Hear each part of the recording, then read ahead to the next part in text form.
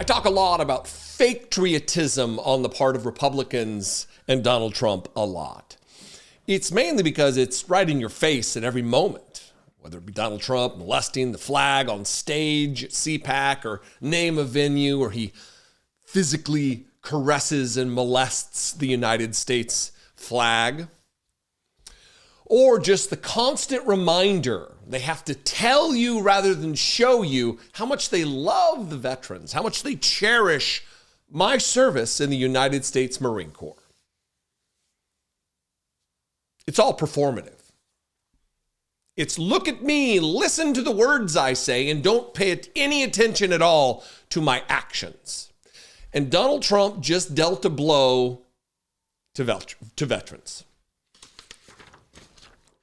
Roughly 30% of federal workers in this country are veterans. And the mass firings that took place really go to show the priorities of the Republican Party in their self-described love and adulation and respect for people who serve their country in uniform in the military. And this was no more put on just display than Alina Habba, the former loser lawyer for Donald Trump, who's now like a special assistant or advisor to the President of the United States, speaking from the lawn of the White House, not on from some hole in West Palm Beach, Florida. She was asked a question about the firing of veterans. And she had a disgusting, I want to get the quote right before we go to it, that really, perhaps veterans, they're not fit to have a job.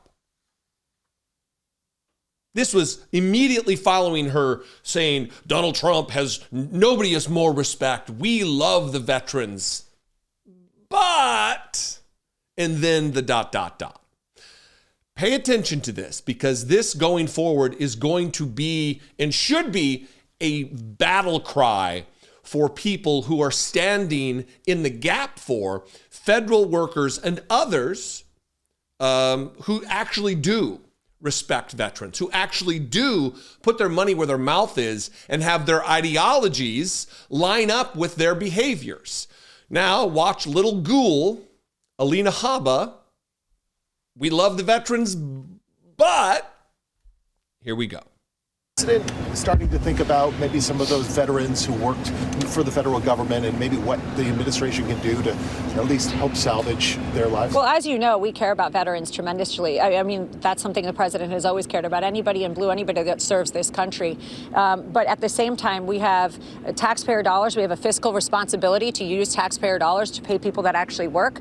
That doesn't mean that we forget our veterans by any means. We are going to care for them in the right way, but perhaps they're not fit to have a job at this moment or not willing to come to work. And we can't, I wouldn't take money from you and pay somebody and say, sorry, they're not going to come to work. It's just not acceptable.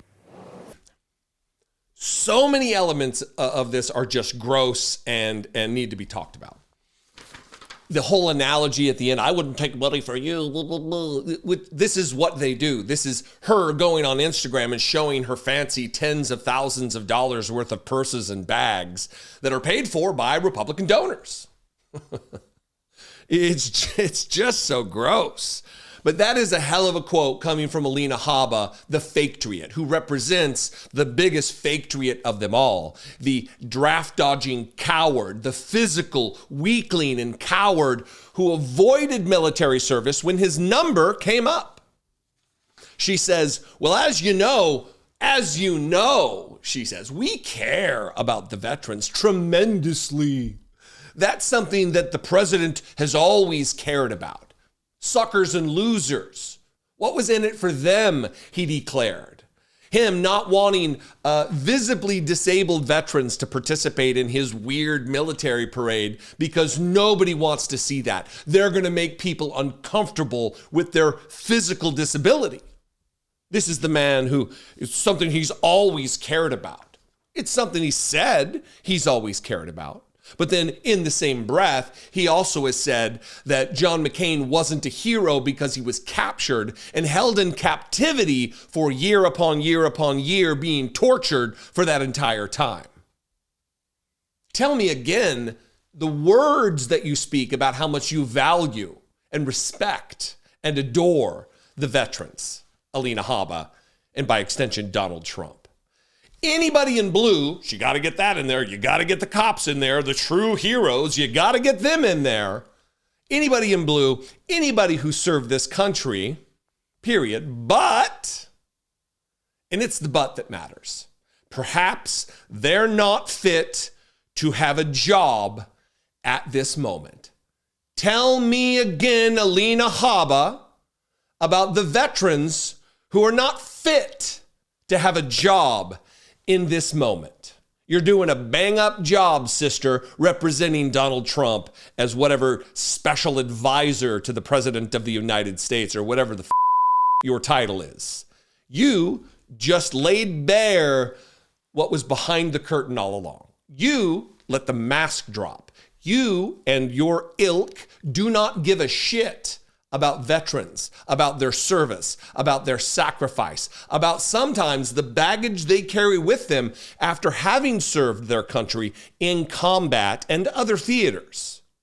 You don't care because perhaps they're not fit to have a job at this moment.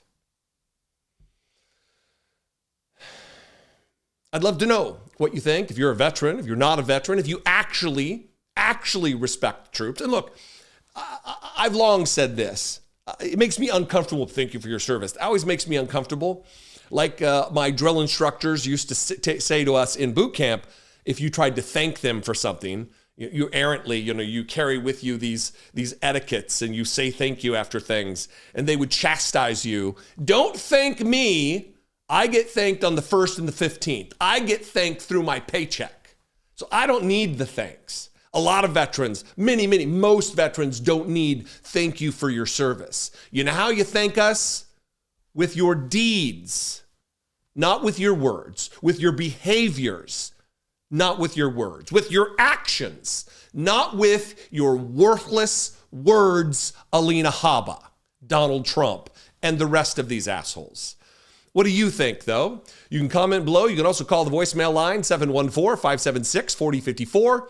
Of course, you can email me, as always, daily at Dollemore.com. I'd love to hear from you. Please consider supporting this work, the work of this disabled American veteran, Marine Corps veteran.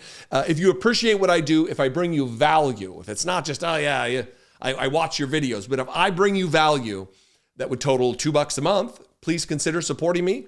You can click the join button below, become a channel member for just that, $1.99, or you can go over to patreon.com/IDoubtIt podcast. I appreciate you very much, whether you served or not. Things are going to get worse before they get better, unfortunately. I'll see you next time. Be genuine. Take care of one another.